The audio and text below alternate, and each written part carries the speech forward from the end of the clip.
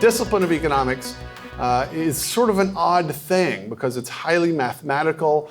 Many people, you might think, well, I'm going to study economics, I'm going to learn about how people buy and sell and exchange and create value and buy and sell and exchange goods and services and information, all these kinds of things. It's going to be about people creating and selling and working together.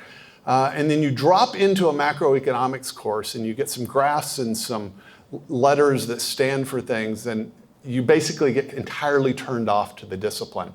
I'm convinced that macroeconomics in many schools is designed to alienate people from the discipline of economics. And that's sort of what it did for me. It was the first course I had. I didn't learn about basic economic reasoning. I was just sort of introduced to these mathematical formalisms that I was supposed to manipulate. It didn't teach me what I thought actually economics primarily should be teaching people. And so I struggled as a college student, probably like many of you, as a freshman in college. I was in college in the 1980s. So my college experience preceded the collapse of the Soviet Union. I entered college as a freshman, completely clueless. I was Protestant evangelical at the time, had an introductory political science course, and one of the required readings, one of the textbooks, in fact, was the Communist Manifesto by Karl Marx and Friedrich Engels, written in 1848. How many of you read the Communist Manifesto? I mean, if you've done poli-sci, it's a quick read. You can read it in an hour. It's a pamphlet, essentially, that was designed really to kind of, fire up the peasants with pitchforks, essentially. It's what it was designed to do. So it's a pamphlet rather than academic treatise. But my professor, who was a low talker, and I had a hard time hearing him the whole semester, but I was sure at the beginning of the class, remember I'm a freshman, had said, if you read the textbooks 5 times, you will get an A in the class. Well, that's simple, and the book is short. How hard can this be? So I had the Communist Manifesto and a book called Democracy for the Few by an American socialist named Michael Parente, but I didn't get that at the time. And so imagine a college freshman, just a kind of mushy brain, mostly blank slate on economic issues, reading Marx and reading an American socialist 5 times my first semester, my freshman year.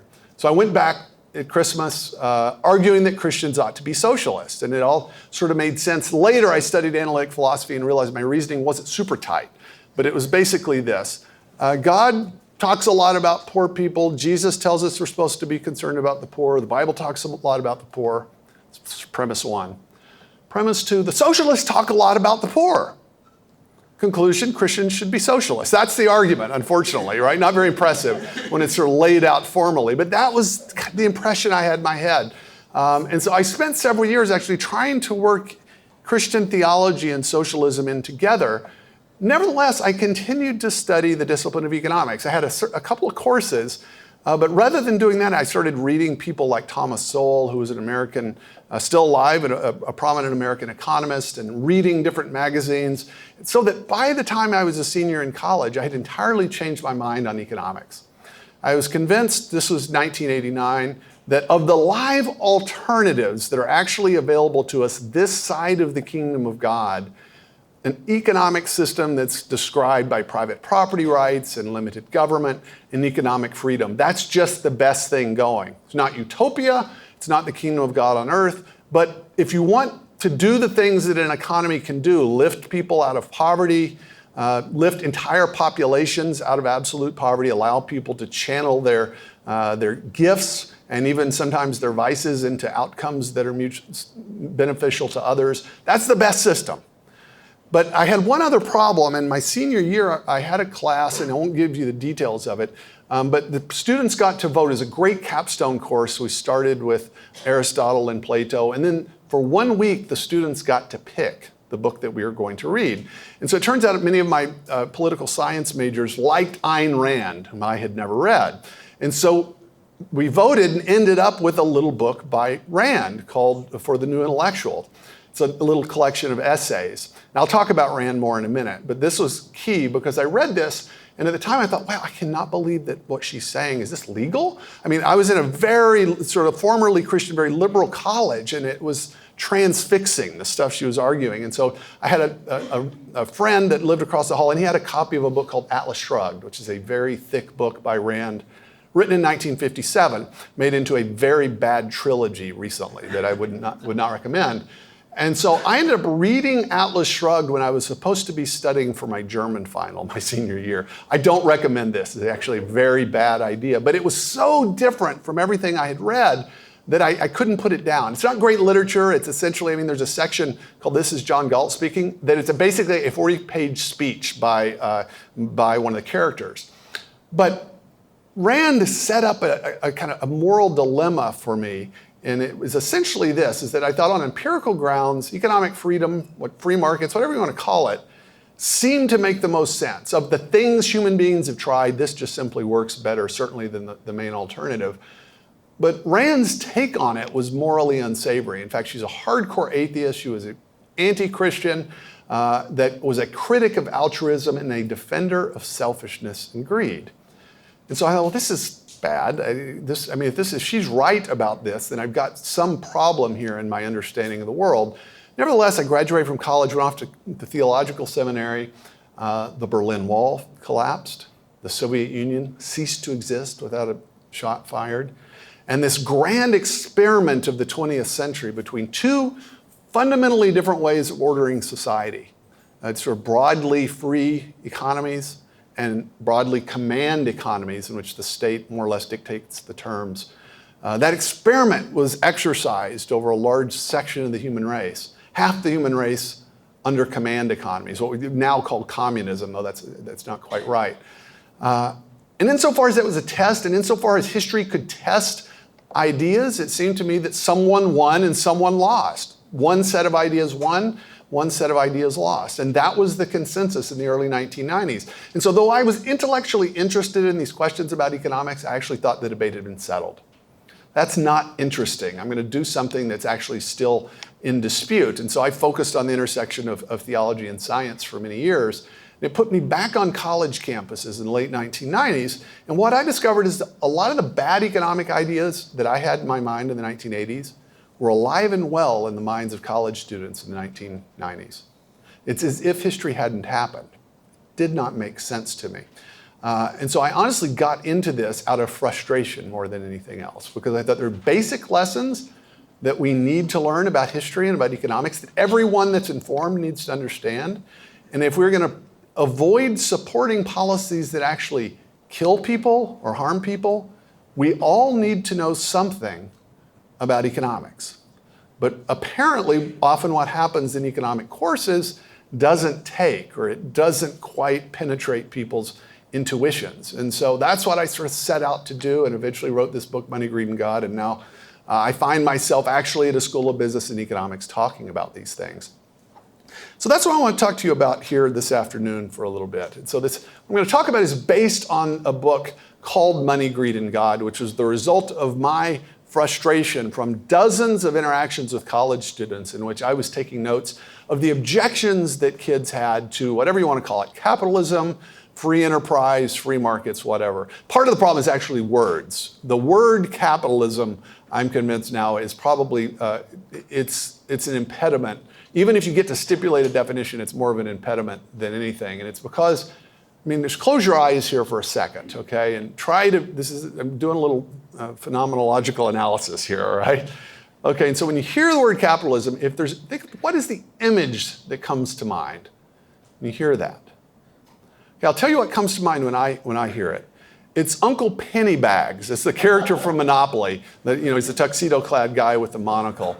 It's actually a caricature of J.P. Morgan, by the way. And his name is Uncle Pennybags. I looked it up. That's what it says on Wikipedia. That's his name. That's the picture people have. And the reason is because the word capitalism was actually coined by socialists. If you read Adam Smith and his Wealth of Nations in 1776, he knew nothing of this word. Nothing of this word. Karl Marx is the one that popularized it to describe the system as he understood it in the late 19th century, in the middle of the 19th century in Europe. And so in many ways, it's an impediment. It's like the word Christian initially. It was coined by people who were critics. The word Big Bang is the same thing. Big Bang actually was coined by Fred Hoyle, a critic of Big Bang cosmology. That's how capitalism is. And so we attach negative connotations to it, and it makes it very hard for us to think clearly about these things. So what I really want to do more than anything else, in fact, no, the only thing I want to do this afternoon is to, if I can, help you at least think clearly about the sort of boundary conditions and what's going on when we think about economics, and help you recognize a few of the myths or intellectual speed bumps, roadblocks that prevent us from thinking clearly about economics, about markets, about wealth and poverty. So I talked to a philosophy group today, which was terrific, a philosophy club. In fact, I highly recommend it. It was a great conversation. And I asked students there a question. Why is it that on certain academic subjects, people know they need to know something in order to have a strong opinion? So you don't see bumper sticker wars when it comes to chemistry. I don't remember ever seeing a debate about the periodic table on a bumper sticker. There are bumper stickers about Darwin, right? That's sort of science, but it's because there's a kind of worldview issue there. There are political disputes that find their way onto bumper stickers. And there are economic disputes that find their way onto bumper stickers. But there's no dispute about chemistry. There's no heated culture war argument about the order of the elements on the periodic table. And in fact, there's these two disciplines that I can think of that are disciplines in academic institutions, theology and economics, in which most of us feel perfectly entitled to have very strong opinions, even if we know absolutely nothing about the subject. Now, why is that? Why do you think that is? I mean, no one thinks, well, I don't really know anything about chemistry, but I feel really strongly about the way in which chromium and sodium interact or something. This makes no sense. You know tacitly there's something I would need to learn before I really am going to have a responsible opinion on the subject. And I think what it is that, I'm talking about just culture in general, is that we treat these subjects as if there's no knowledge to be had. Theology, it's about sort of our feelings, essentially. It's a kind of an emotive thing, and I feel like the kind of God that I could believe in is, whatever. It's the thing that you construct. And economics, too. Not in exactly the same way, but we tend to treat economics as if it's just about our moral intuitions. And so we assume that we can answer the question of whether, say, raising the minimum wage will help people, not based on looking at the data or understanding anything about prices, but based on how that makes us feel about ourselves. And so we treat these things not as subjects of knowledge, not as bodies of knowledge, as parts of reality that can be studied and understood, but simply as things that are just kind of reflections of our kind of moral, emotional makeup, right? And we treat morality this way in many cases too. It's sort of a glandular thing. It doesn't have anything to do with knowledge. If you can get over that basic idea, you more or less, I think, solve most of the problems on this. So this is what I want to convince you of. I want to convince you that just as there's a realm of God's created reality that you could call the chemical realm, it's part of the physical reality. It's connected to physics, it's connected to biology, it's connected to psychology. Nevertheless, it has its own internal rules and structure that can be understood, that can be figured out, can be formalized, can be used to make predictions and to understand a little slice of God's created order. God is rational and he creates a world in which there are these sort of overlapping and concentric spheres of logic and intelligibility that we can discover. And in the same way, there is an economic realm or a domain. It's not chemistry. We're not studying molecules. It's not physics. What is it? Well, what is it? It's essentially a social reality that supervenes on particular activities of human beings in particular kinds of communities. And by studying this domain that's atop human activity, we can discern certain rules and principles. It's a reality outside us that we can understand something about. It's not physics, it's not exactly like that, but there are truths that can be known and that exist outside our preferences. If you get that economics it's just not an academic discipline, it's just not studying calculus for the social sciences and learning about supply and demand, but it is a domain of reality that's intelligible, then all of a sudden you realize, you know what, there's probably something I need to know before I can decide what economic policy I actually support. Now this seems to me the simplest distinction, but I never cease to be amazed at how often disputes about economics come down to this. They come down to simply not believing that, there's actually something well understood here that economists understand. I debated a man, and I'm not going to give his name, because he's a really good guy, he's a fellow Catholic, a few years ago, and it was a private event. And I wanted to make essentially this point, that there's just things economists know that we really should take account of in our thinking. And I thought the implications of his argument were that there actually were no economic truths. But I didn't expect him to say that. So I was trying to do this sort of philosopher's trick of the reduction to the absurd and hope the audience would catch it. Well, the friend I was debating had too much to drink that night. And this is why I never drink more than one beer before I speak. Way too much to drink. And so I was trying to do the reductio, and then he interrupted and said, well, I would want to say there are no economic truths. He just said it. And fortunately, there were some Dominicans in the audience, and so they took care of it from there. I mean, they really got upset about this. But this is basically what it's about. If you realize this, oh, there's something I should know about how prices function in a context of scarcity. There's something I should know about how supply and demand relate and interact out there in the world, then you're actually almost all the way there. There's still stuff you need to know, but you know that you need to know it.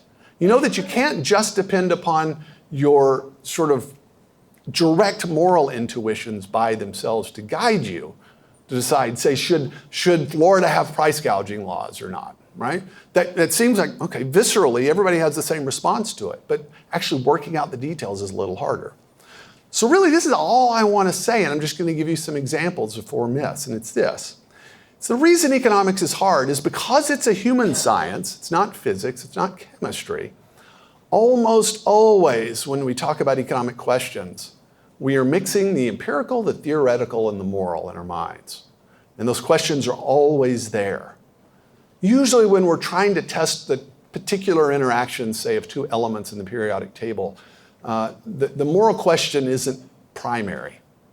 But the reason those of you are here tonight or this afternoon, they didn't have to be here, those 10 or 15 of you that didn't just came actually voluntarily, is because you're actually interested in the human question. Things like, what makes societies wealthy? How do some societies manage to alleviate absolute poverty and other ones just stay mired in poverty forever? Those are moral questions, and you know they have something to do with economics. That's why we come to it. But to answer those questions, we have to make 3 fundamental distinctions. It's really 3 questions we have to distinguish. It's the what question, the why question, and the what ought question. So the what question is the empirical question. So I'll just give you an example. Let's take rent control. So rent control is a policy that was widely used in the 1960s and 1970s in large cities, and some countries still have vestigial elements of this policy. The idea is that you have a large city with a large population, a lot of demand, limited supply of housing, and so the prices go up. This is the one thing everybody remembers from economics. The price is going to go up on rental housing. City councils around the world thought, well, we'll fix that. We'll make it illegal for landlords to charge above a certain amount. That's price control. So why would they do that? They do it, right, presumably to keep housing affordable for lower income people. So the what question is simply what would happen if a city did that? What happens if, say, that Manhattan, the borough in New York, stipulates that it's illegal for a landlord to charge above $400 a month in rent for 1-bedroom apartments? What happens? That's an empirical question. No answering it. I'm going to get to that. Somebody's wanting to answer, right? So you get this. So what would happen in Seattle if we raise the minimum wage to $15 an hour? To Seattle's credit, by the way, they're doing a study and have a website in which they're tracking that experiment, which they're doing. What would happen? It's an empirical question. Now, ideally, you'd try this a bunch of times in different places and get the data.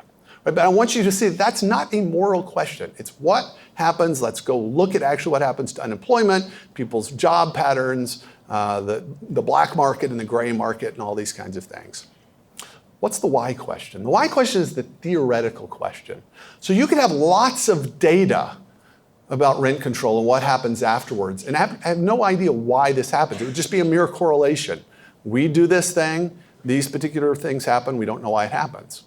To really understand it, to have knowledge about that, you'd need a theory about why that's going on, right? That would explain those things, and then maybe not only take that data, but be able to predict based on that. So this is almost always when we're doing a science, knowledge is had between, or it's in the interaction of what we're observing and the theory that we develop to explain it. And it's the kind of creative interaction of the observations and the theory that give us knowledge. Same thing in economics. Those then are the empirical and the theoretical questions. The third question is the what ought question. That is, what ought we to do?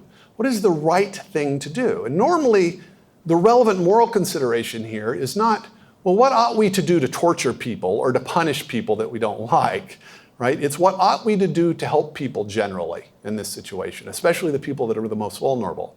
That's the moral question. Now notice that you don't know, there's no way to know the answer to that question for almost any economic policy unless you already know the answer to the what and the why question.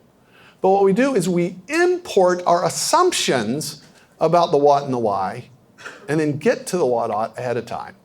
We make a decision based upon our gut moral intuitions rather than our knowledge of the reality.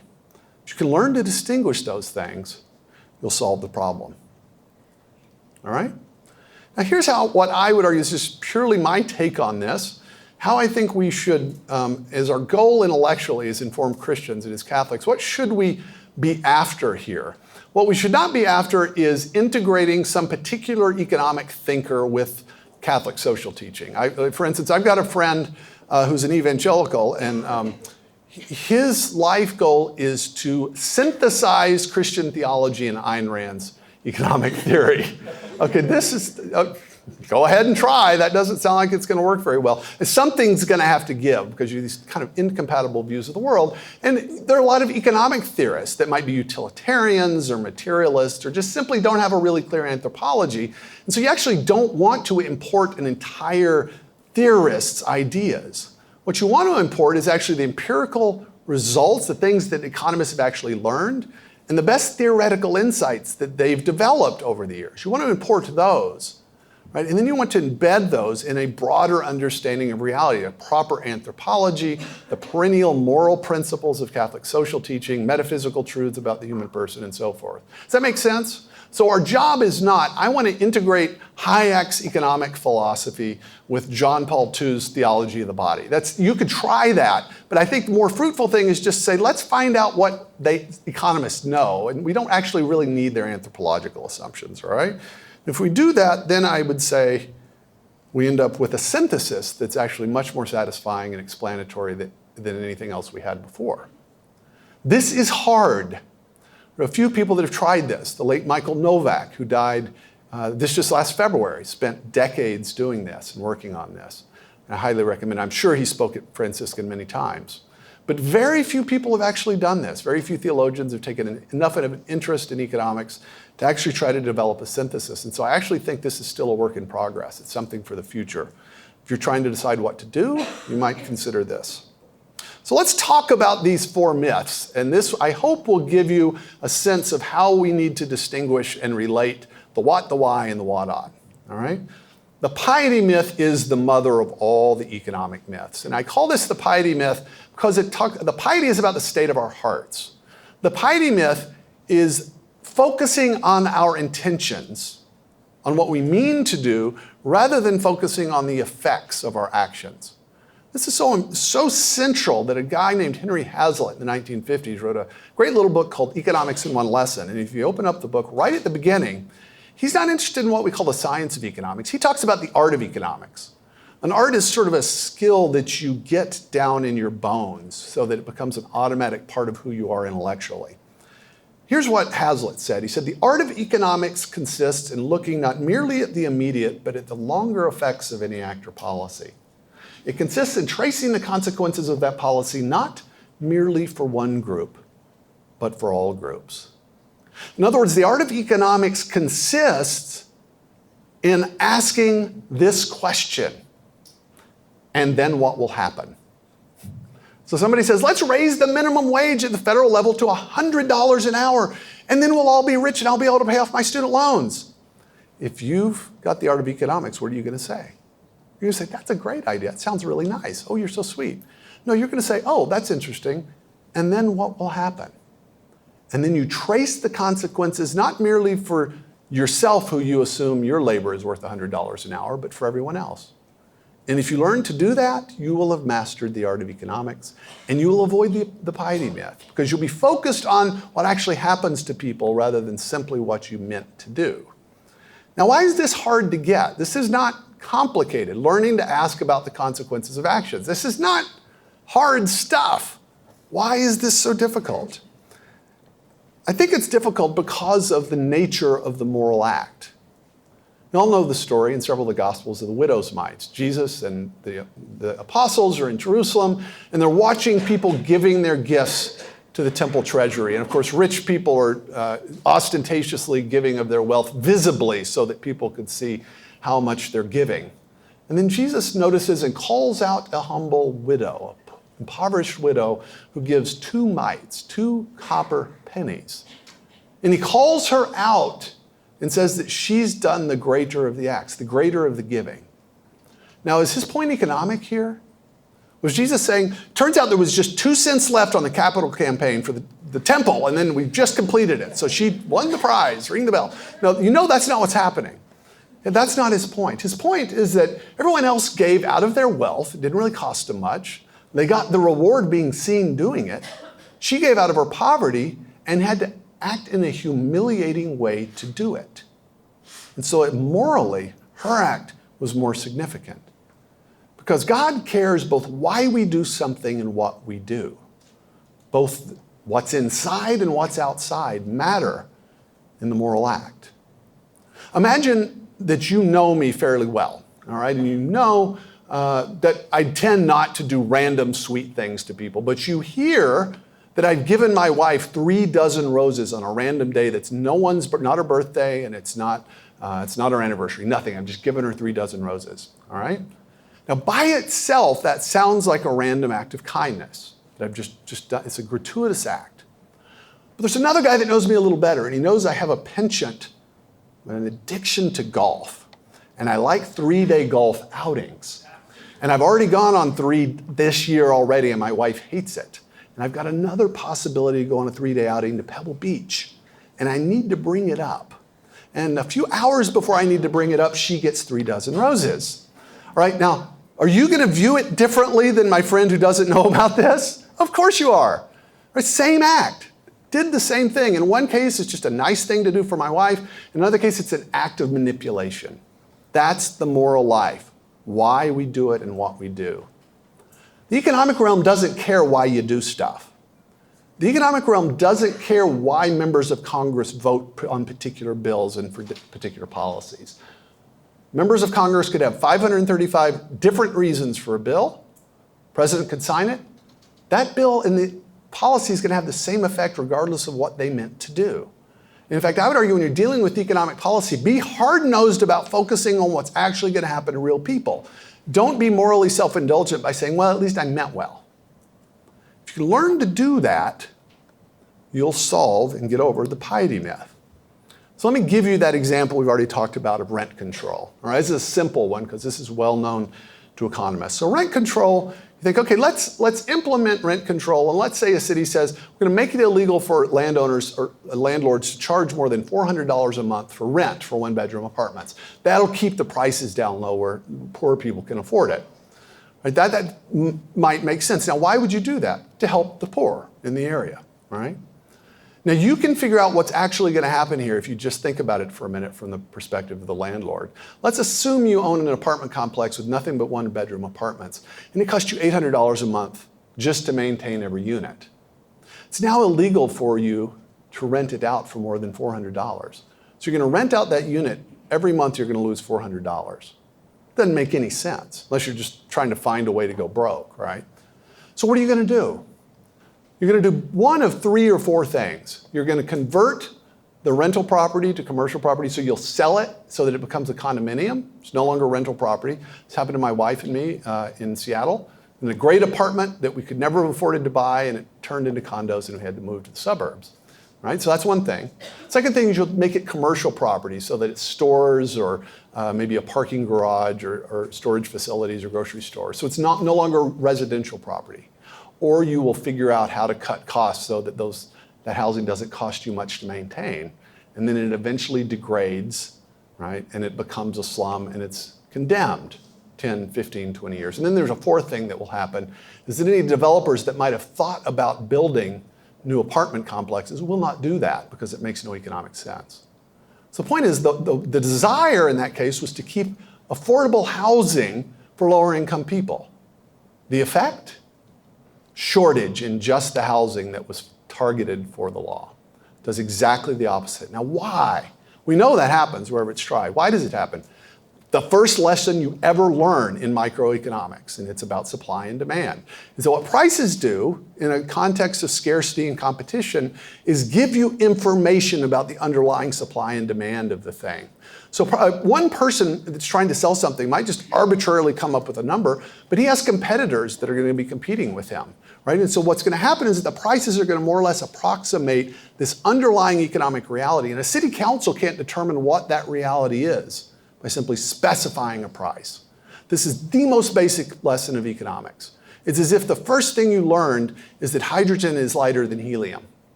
And then almost everything you have to think about relied on that, and you still manage to forget it. That's what we do in economics. We forget the first lesson. So we know why and we know what. If you know that, then whatever you do, you're not going to try that unless you're actually wanting to create a shortage for housing. Right? So that's why you want to learn something about these things. And if you do that, notice, you will have avoided the piety myth. You will have learned to think through the consequences of policies for every group and not just one group. Second myth is what I call the greed myth. Now, greed myth is not the idea that people are greedy. That's not a myth, right? We're a fallen race, you get 2 or 3 gathered together anywhere, and greed will be in the midst of them. I mean, that's just kind of how things go. That's not a myth. The greed myth is the idea that the essence of the market economy is greed, that it needs greed to work, that it feeds greed, and that its sort of essence is greed. Why do I call that a myth? Well, I think it fundamentally misunderstands the nature of the market economy. But first, remember, I'm not saying the myth is that people are greedy. Let's grant that. The problem with this myth, and the reason I think it's so insidious, is that many of the champions of capitalism actually assume this. In fact, I was at a conference some years ago, Christian college professors and think tank libertarian types, and all the college professors were very skeptical of free markets. And the opening talk was by a prominent economist, and the title of the lecture was "Greed is Good."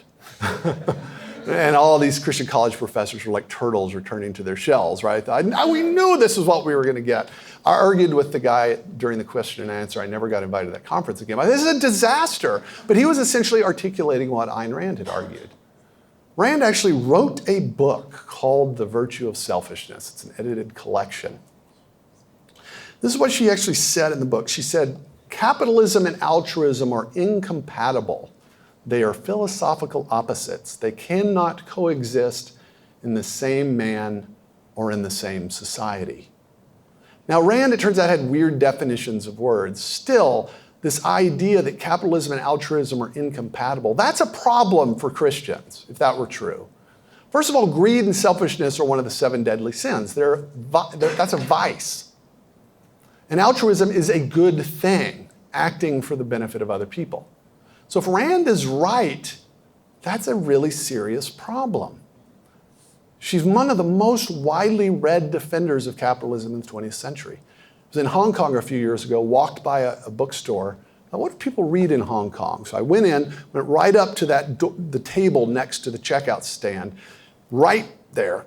Newest book by Richard Dawkins, of course, and next to her was Atlas Shrugged by Ayn Rand in Hong Kong. So that's how widely read she is. Nevertheless, I think she fundamentally misunderstood the market system.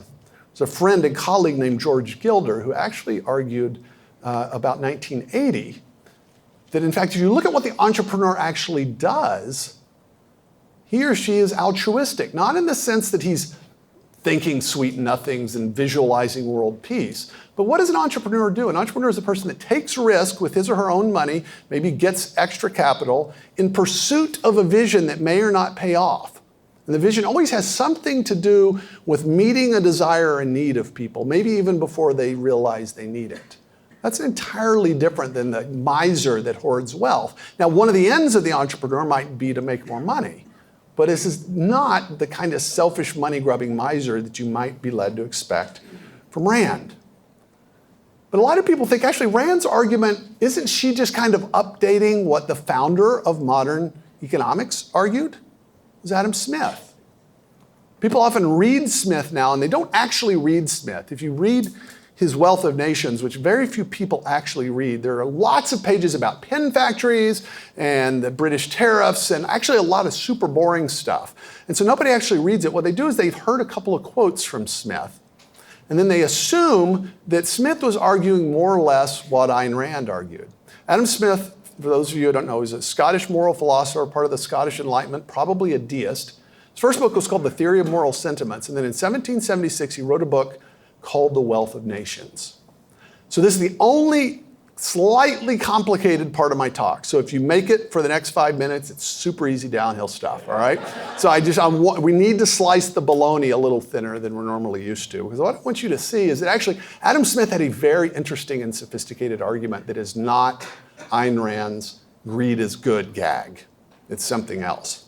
So what I'm going to do is I want to just give you the two quotes you've all heard in some version, and then I want you to analyze them carefully. So here's the first one. And Smith says these kinds of things throughout The Wealth of Nations. It says, it's not from the benevolence of the butcher, the brewer, or the baker that we expect our dinner, but from their regard to their own interest. Okay, so just let that hang there. Is Smith saying greed is good, that the butcher ought to be greedy? Or is he saying something else? I just hold it there. Now there's one other idea that comes from Smith, and everyone associates this one idea with Smith. It's his description of the market as anybody know? It's an invisible hand, right? People assume this is a perennial theme. He said it, so far as I can tell, 2 places ever. So I'll give you one example of that, all right? So I'm expecting you to kind of hold these 2 quotes in your head for a second. Right, so here's one of the quotes. He's talking about what he calls men of commerce. This is what he says. He says, in spite of their natural selfishness and rapacity, business people are led by an invisible hand, and thus, without intending it, without knowing it, advance the interest of the society. Now, what is Smith saying? He's actually saying several things, and if you study him carefully, you realize there's a heck of a lot going on here. There's a couple of things you need to understand about Smith. He was a moral traditionalist. He was influenced by the Stoics. He's widely considered a neo-Stoic. He treated vices the same way Christian theology and the perennial tradition had always treated vices. So the 7 deadly sins were sins, they were bad. Vice was not a virtue, selfishness was not a virtue, it was a bad thing. So he can't possibly be saying what Rand was saying. And I could spend a lot of time on that, but I'll just ask you to trust me on that particular point. The other crucial point is that there's a distinction between mere self-interest and selfishness. Distinction between selfishness and mere self-interest. Every time you take a breath, every time you look both ways before you cross the street, eat 3 square meals a day, brush your teeth, take your vitamins, study before an exam, you're acting in your self-interest. Is that bad? You say, well, it's a necessary evil. I have to breathe. I'm sorry, you know. And no, that makes no sense. If you have children, you realize you actually spend a bunch of years just teaching your children what their self-interest is, that you really should brush your teeth. This will help you. Just learn to do this. We are bodily creatures. We need to eat. We need to breathe. We take up space. We need shelter. That's how God made us. Those aren't necessary evils. They're part of what it means to be embodied creatures. There's nothing wrong with the fact that you need to breathe and you need to eat and you need to drink. That's how God made us. That by itself is not part of the fall. So self-interest, what is that exactly? Well, if you read Smith carefully, self-interest is essentially this domain of your existence over which you have some control and knowledge and some direct interest. So in other words, the butcher, his self-interest includes the fact that his daughter needs braces and he doesn't have the money yet. And so Smith's point is that the butcher doesn't have to be thinking how much he loves his customers. He can just be thinking about the fact that his daughter needs braces, which is actually much more interesting to him and much more important. But in a market system with the rule of law, he's not going to steal from you. He can't do that. He might try to sell you rotten meat, but he'll go broke. So what's he going to do? He's going to try to provide meat at a quality that you like and at a price you can afford and to do it better than his competitors. In other words, simply by focusing on those things that he's most interested in, the market process with a rule of law will channel his activities toward things that benefit others. Now, whatever you think of that, that's a totally different and much subtler argument than anything Ayn Rand made. Right? That a market, not anarchy, This is not the Lord of the Flies, right? This is a system with rule of law, what Smith called the natural system of liberty, that you'd get this. That's the first point.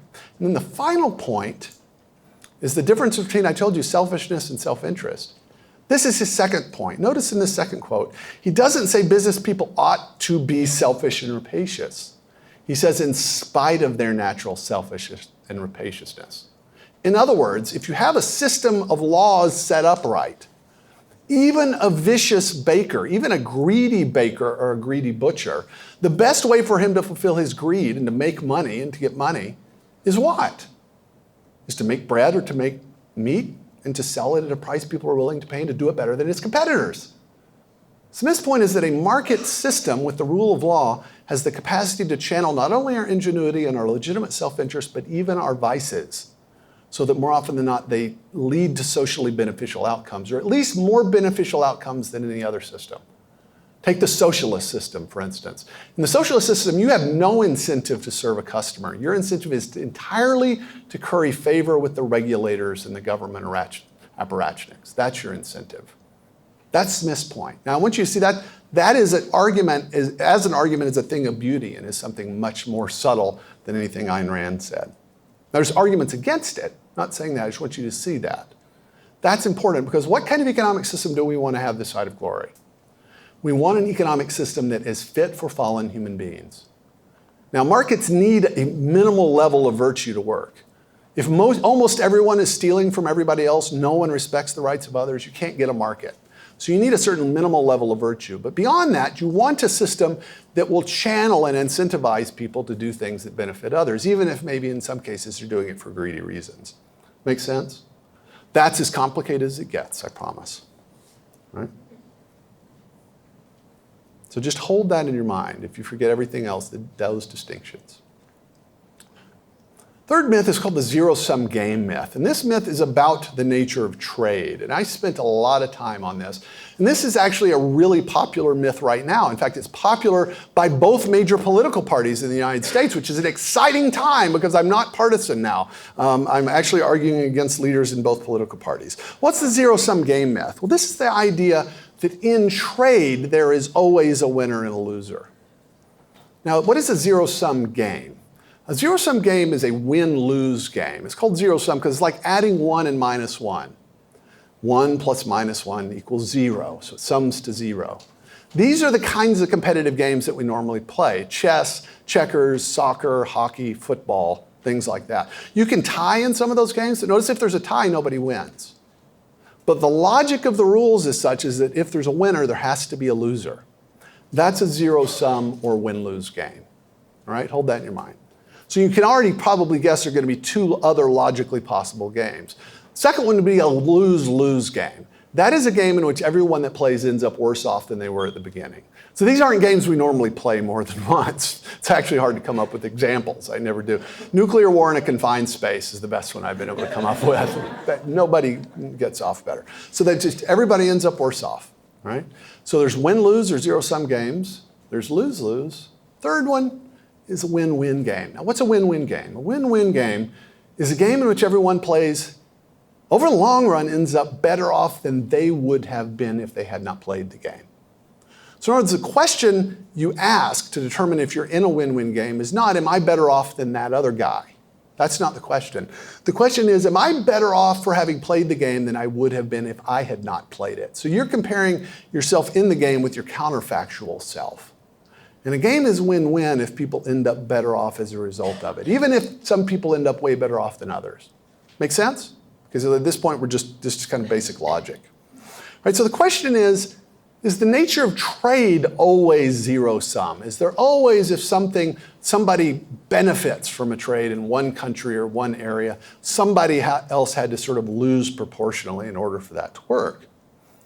What's weird is I knew the answer to this question in the 6th grade.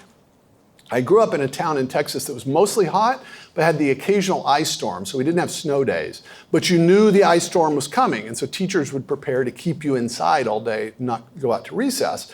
And so in this particular case, I'm in the 6th grade, my teacher had heard about the snow and the ice. She'd gone to the dollar store and bought a bunch of toys that she passed out during recess.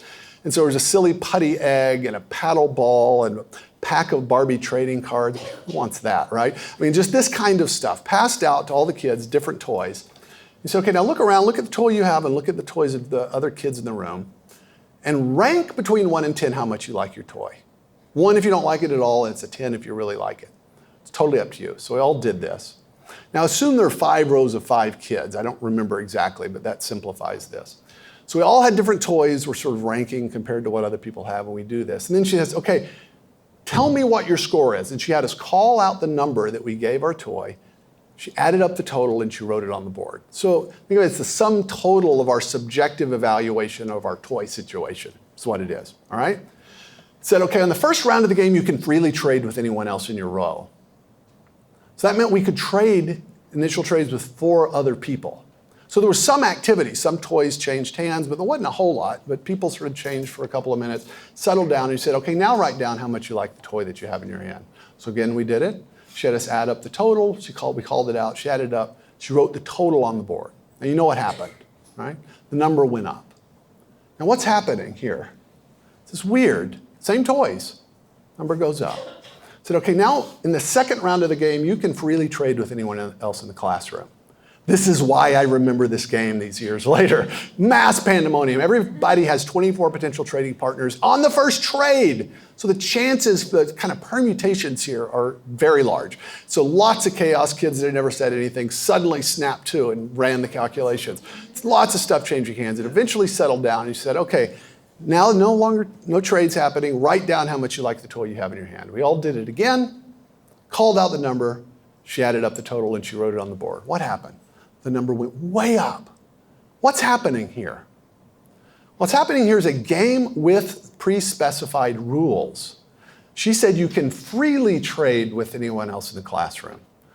That did not mean I could threaten the little girl behind me, right, with harm the next time we went outside if she didn't give me the paddle ball and take the Barbie trading cards. That's not a free trade.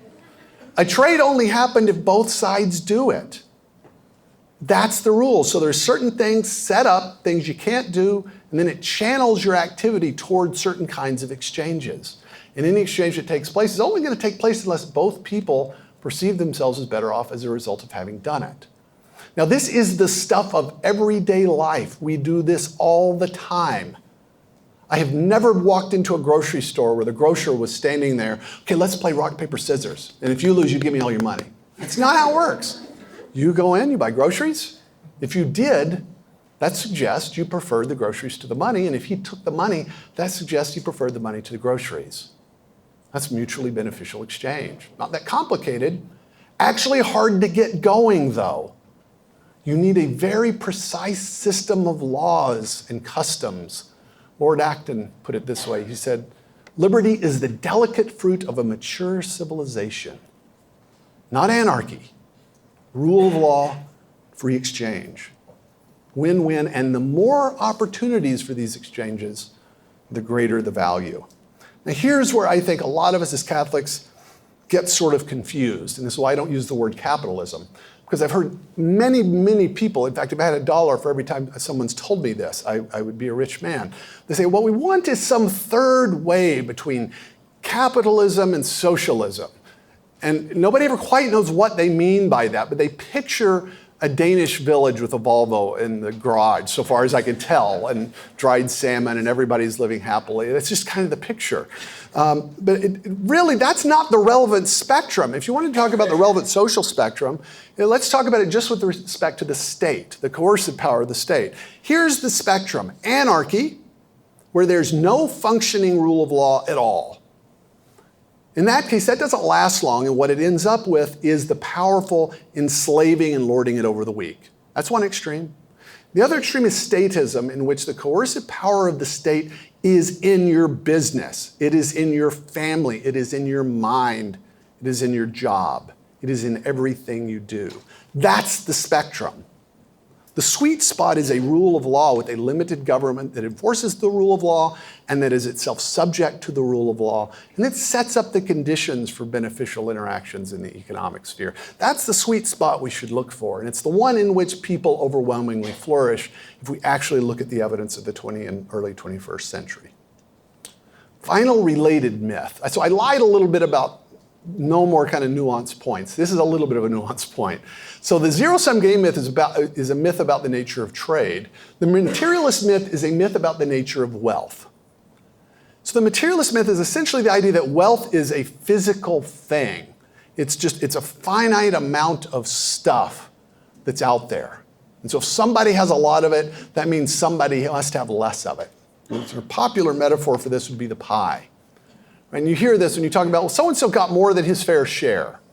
The idea is that it's like a pie. Imagine an economy like this. And with a pie, it's a physical manifestation of a zero-sum game. If you eat a quarter of the pie before your friends come over, they're gonna all get smaller slices. So that's why you do it, right? If you want a quarter of the pie, you do it before they get there, and you cut up the pie and you hope they don't notice, right?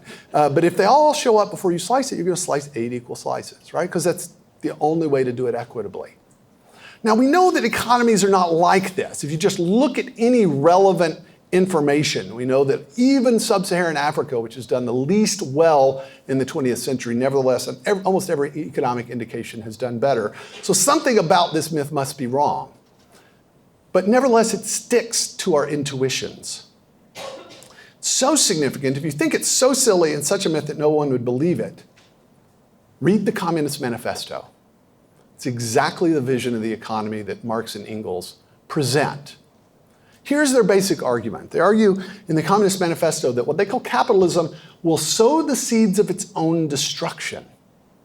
Capitalism is a system in which there's a group of people called the capitalists or the bourgeoisie. They're the guys that own the factories and the farms and the tools and all that stuff. And then they're wage workers. They get paid wages, maybe hourly, to work in the factories. Those are the workers, the laborers, the proletariat. And what Marx and Engels say is that this is what actually happens in this capitalist economy.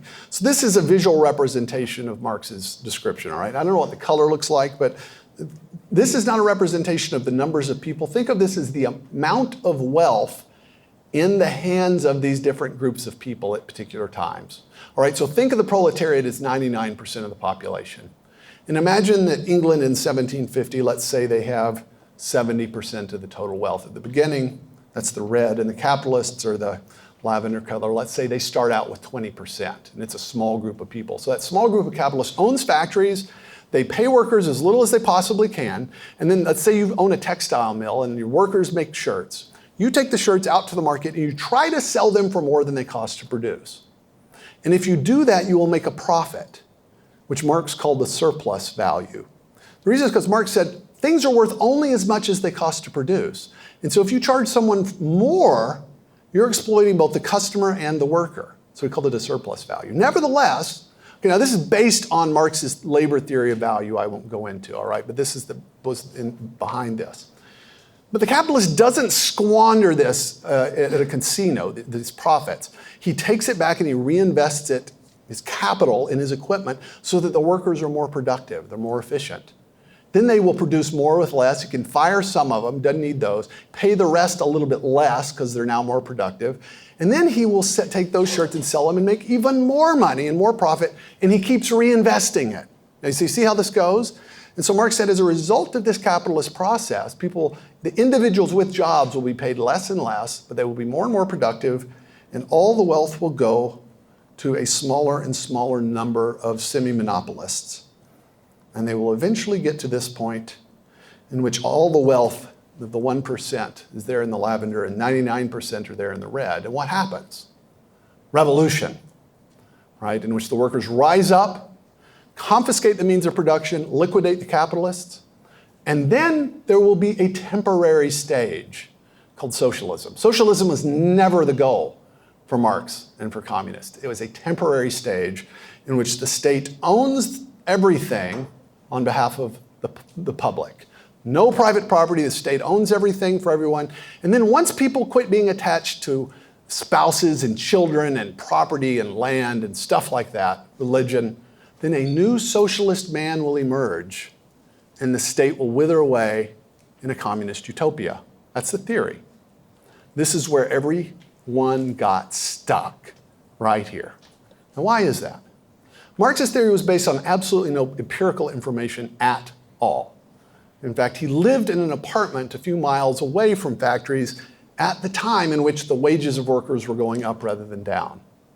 So the evidence at the time, perfectly available, contradicted his theory. How is that possible? Well, it's possible because it just was wrong about pretty much everything you would need to be wrong about in an economy. What's the market reality? Now, market reality is not a utopia, and there are recessions and depressions and all sorts of depravity, but the market reality is that over time, if you want to think of the market or an economy in any way, think of it as a pie that grows, not like any pie we've ever known. I admit this is not the best animation in the world. It's the best I can do, right? But here's the reality. We bombed Japan brutally. We destroyed its navy. We destroyed its major cities. And within 30 years, through trade and rule of law, it became a prosperous country. South Korea was pure peasantry and a military dictatorship, and now look at it. This is the market reality. The late Steve Jobs did not get wealthy stealing iPods from homeless people. It's just not how it worked. What did he do? He participated in a process of wealth creation for himself and others. Wealth that wasn't there before. If you get that, you're going to sort of get the essence of economic reality. Now, how's that possible? How is it possible that there can be wealth that exists that didn't exist before? All economists know this is true. We know that economies that trade with each other and focus on their comparative advantage both get better off. The countries that we trade with benefit from it, and so do we. How is this possible? Well, the economist qua economist, I think, has a hard time answering this question. The Christian should not. If you read the first chapter, the first page of the Bible, what does it say? It describes a God, creates the world. He has this mysterious work week. He creates light, separates the light from the darkness, and then that sets up his own day, right? And he acts during the day, and then what happens? Evening and morning, first day, second day. And he acts during the daytime, rests in the evening, and he does several different things. And then on the sixth day, there's an encore. After he says, "Let there be," he stops and speaks to himself for the first time, and he says, "Let us make man in our image, after our likeness." Male and female, he created them. And what does he do? He creates them, and then he commands them, "Be fruitful and multiply and fill the earth." Now, what if you knew nothing about the biblical narrative but that one text? What would you think it meant to be made in the image of God? It would stand to reason that at least part of that must have something to do with what this God is doing. What is this God doing? This God is exercising sovereignty and freedom and creativity in a preeminent way. He calls everything, including matter, into existence without impediment. Then he leaves it to us, those made in his image, to take the material world that he has created and to transform it. So God made the sand. He left it to us to make fiber optic cables and computer chips. Blaise Pascal said, "God grants even to creatures the dignity of causality." In other words, God doesn't hoard all of the causality and all the creativity to himself. He gives us powers of creativity and lets us do some things on our own. That, if that is true, explains precisely why we should want an economic system that is best at channeling people's ingenuity, at their creativity, channeling their legitimate self-interest, and even their fallenness into beneficial outcomes. Thank you very much.